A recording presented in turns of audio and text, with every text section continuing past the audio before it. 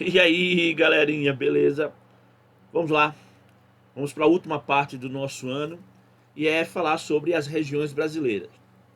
É bom que você diga que esse conteúdo, de uma certa forma, é uma revisão daquilo tudo que a gente já viu durante o ano. Porque a partir do momento que nós falávamos de características físicas, econômicas, populacionais, geral e depois do Brasil, a gente estava contemplando, né, quando a gente falava do Brasil, justamente as regiões brasileiras. E a gente vai começar pela região norte.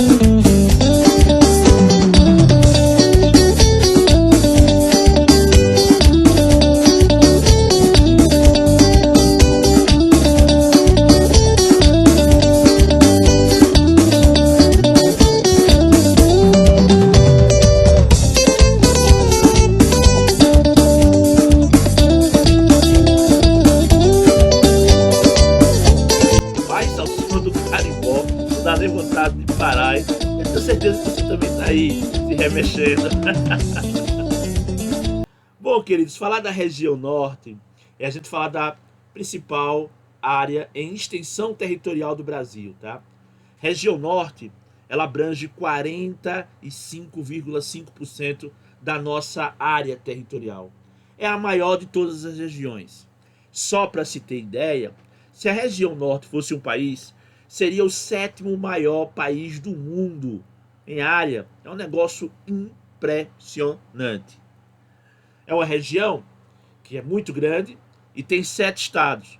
Por incrível que pareça, não é a região que tem maior número de estados no Brasil. Então a gente já pode concluir o quê? Que é uma região que apresenta estados de grandes dimensões, como é o caso do Amazonas, como é o caso do Pará. Tá?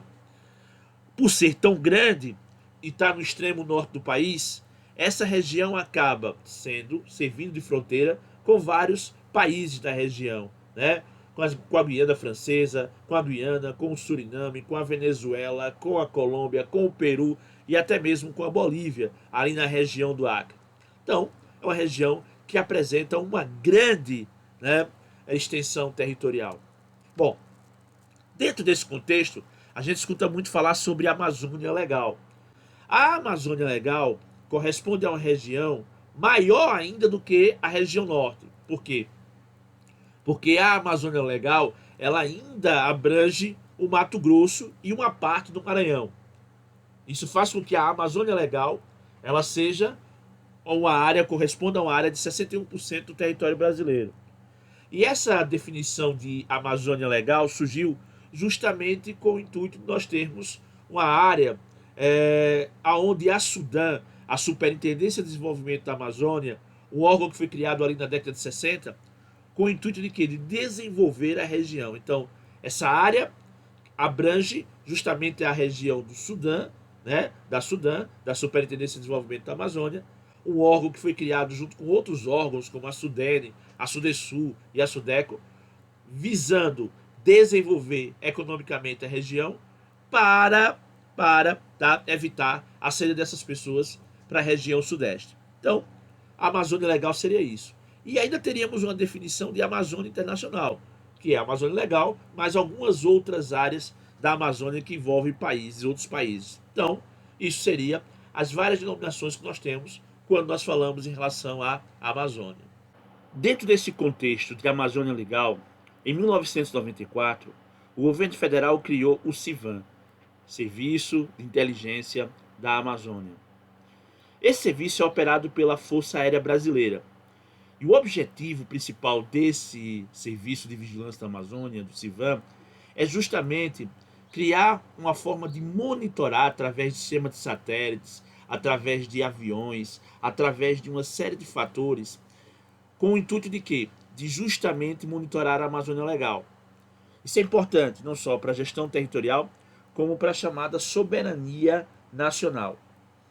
Por exemplo, o controle desse espaço faz com que a gente tenha fiscalização de atividades ilícitas, depredatórias, como abertura de clareiras para pouso de aviões, né, clandestinos, a retirada de madeira ilegal, irregular, que é uma das práticas mais comuns naquela região, ah, tentar evitar a ação dos mineradores na região, tá?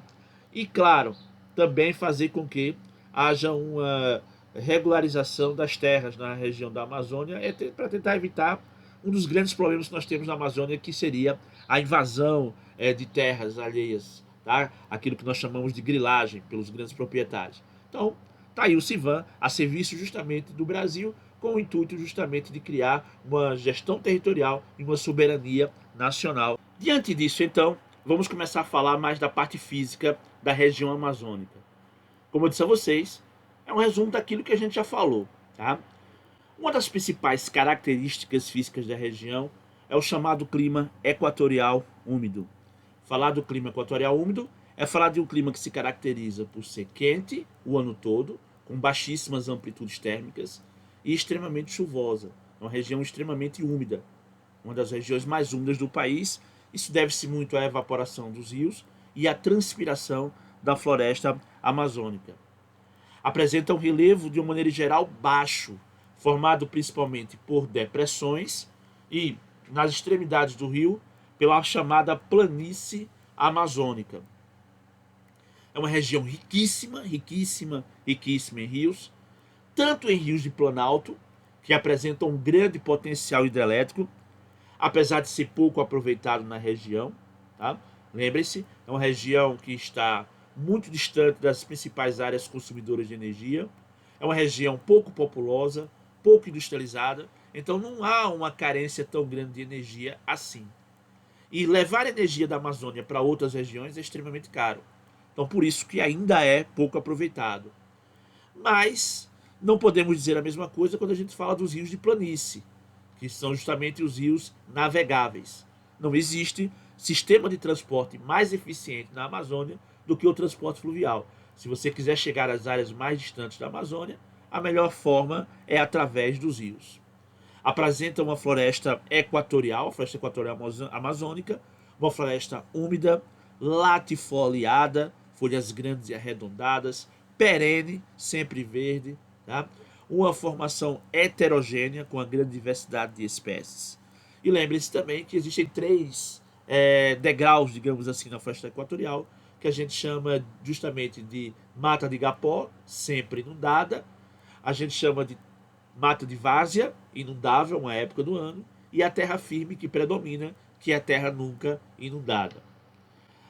Não podemos esquecer também que foi encontrado recentemente, há alguns anos, naquela região, um grande aquífero, que é o Alter do Chão.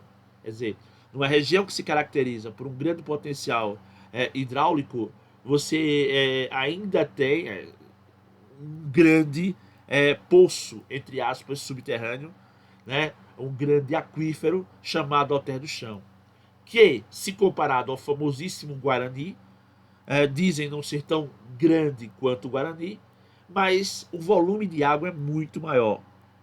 Uma vez caiu na prova do Enem sobre o Alter do Chão, de que forma deve se explorar. E aí você sempre tem que procurar aquelas respostas que falam mais especificamente de práticas sustentáveis. Lembrando que as práticas sustentáveis, elas estão ligadas ao uso racional do meio ambiente, à justiça social e ao desenvolvimento econômico. Então vocês iam encontrar uma resposta que falava justamente sobre isso. Então, esses seriam os chamados aspectos físicos da Amazônia. Não podemos esquecer que, dentro desse contexto, o avanço de atividades econômicas provocou um grande desmatamento na região, cerca de 20%. Muita gente fala bem assim, mas só 20% foi destruído, isso é muito pouco, se comparado a outras formações vegetais do Brasil. mas não se esqueçam que 20% da Amazônia corresponde a uma área estupidamente grande, maior do que a maioria das formações vegetais do Brasil. Então, sim, uma grande área foi desmatada e isso vem prejudicando, por exemplo, o processo de evapotranspiração da Amazônia, né, diminuindo a umidade do ar na região e principalmente aquela umidade que se desloca para outras áreas, como o Centro-Oeste, por exemplo, como a Cordilheira dos Andes, como o Sudeste, né, que são chamados rios voadores. Partindo agora para os aspectos humanos, a primeira coisa que a gente vai falar é justamente sobre a questão do povoamento da Amazônia. Também já foi questão de vestibular. E quando a gente fala do povoamento da Amazônia, a gente tem que levar em conta dois períodos distintíssimos. Tá?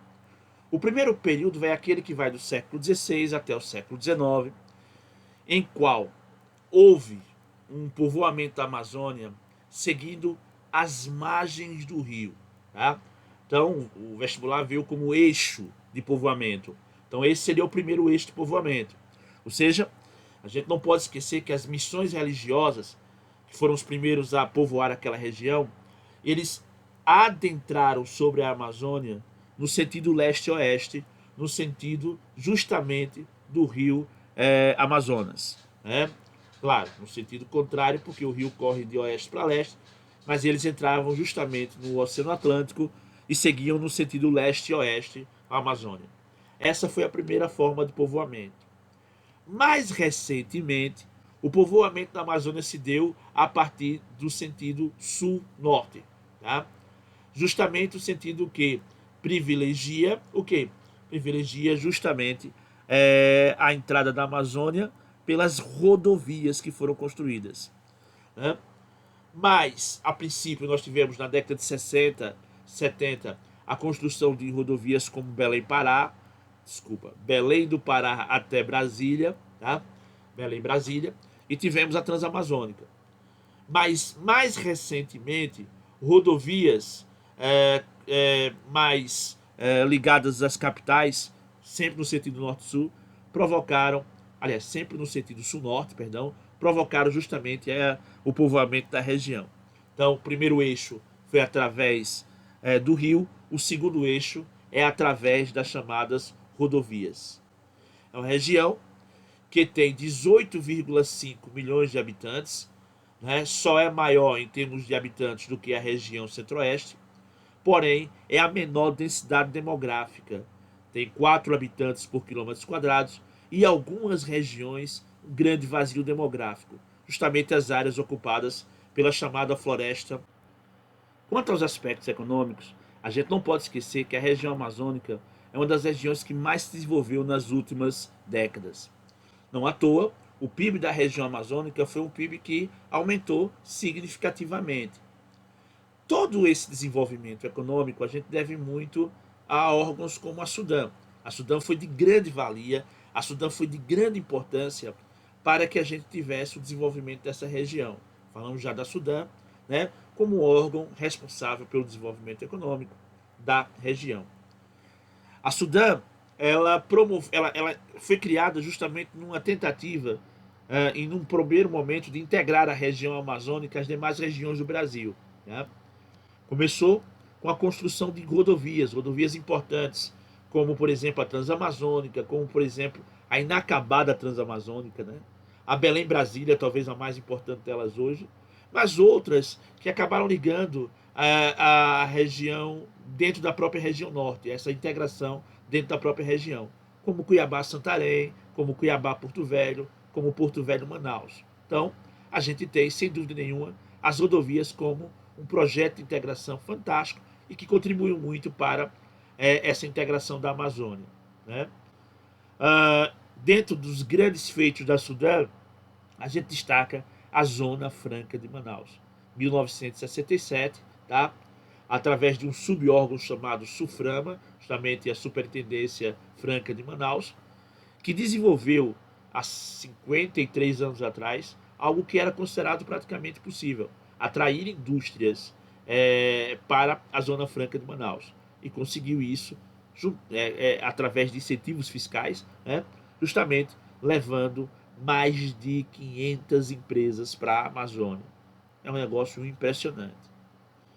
Não podemos esquecer da Calha Norte, o projeto Calha Norte, tá? Que era um projeto de ocupação da fronteira amazônica com o intuito de defesa, visto que é uma grande área de fronteira, mas também de grande desenvolvimento socioeconômico, o que atraiu muitas pessoas para essa região. Agora, sem dúvida nenhuma, o carro-chefe para o desenvolvimento da região, para a integração da região, se deu através da expansão da fronteira agrícola. Fronteira é o limite entre a área agrícola e não agrícola e a área de formação vegetal do país. Tá? Então, consequentemente, a partir da década de 70, a fronteira agrícola sai do cerrado e chega na floresta amazônica, promovendo um grande desenvolvimento agropecuário nessa região, ajudando e contribuindo para uma maior integração territorial da Amazônia. Apesar dessas novas atividades, apesar dessas novas ingerências, a gente não pode esquecer que o extrativismo continua tendo uma relevância muito forte. Tanto o extrativismo animal, né, principalmente e infelizmente através do tráfico ilegal de animais, e a região amazônica é de onde sai boa parte desses animais que são capturados e levados para outros países de forma ilegal. Não podemos esquecer o extrativismo mineral, né, com grandes jazidas como o Projeto Trombetas, lá no Pará, responsável por uma grande produção de bauxita, a matéria-prima do alumínio.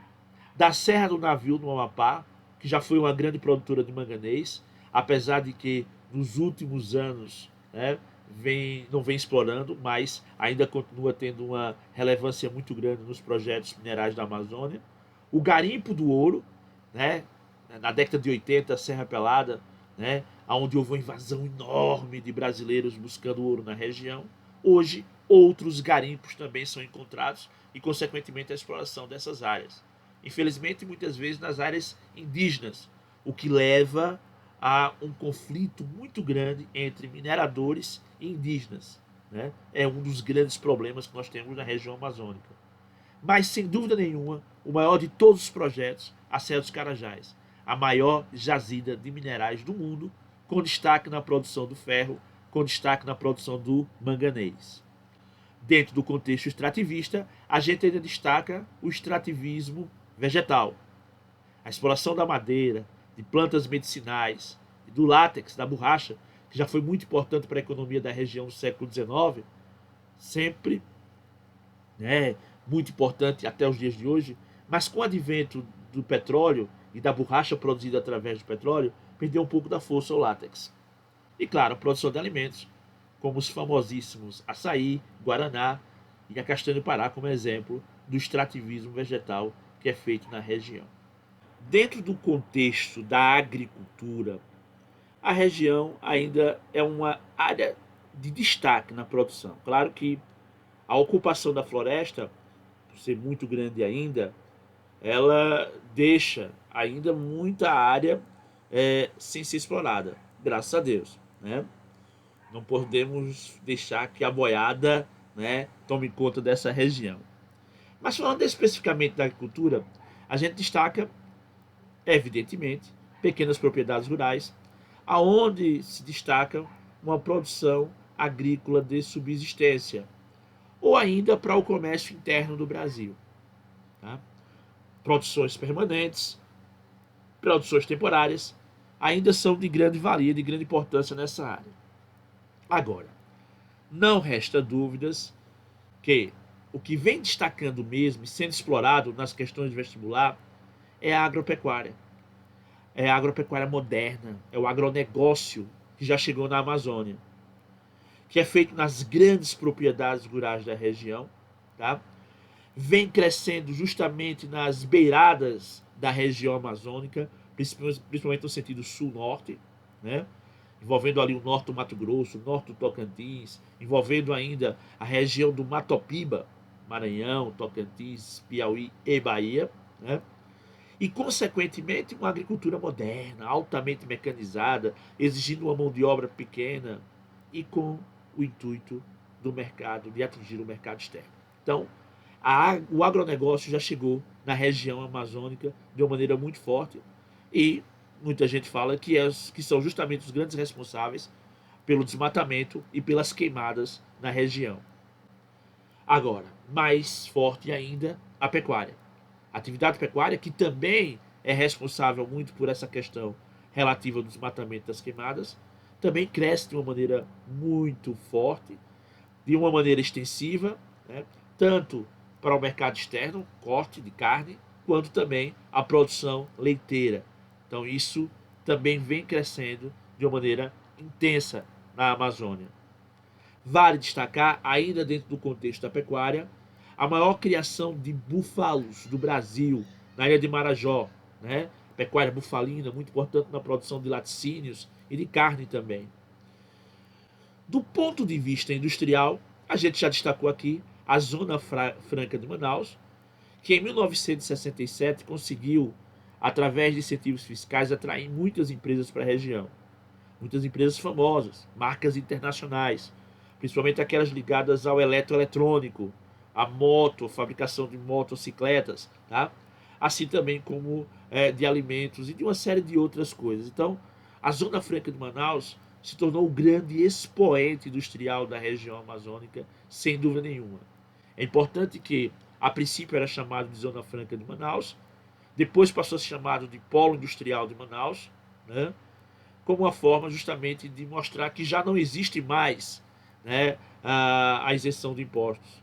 Mas, apesar de não existir isenção de impostos, os incentivos fiscais ainda são extremamente válidos, a ponto dessas indústrias ainda permanecerem na região da Zona Franca de Manaus. Do ponto de vista da energia, é uma região que se destaca por ter um grande potencial, mas o aproveitamento é baixo.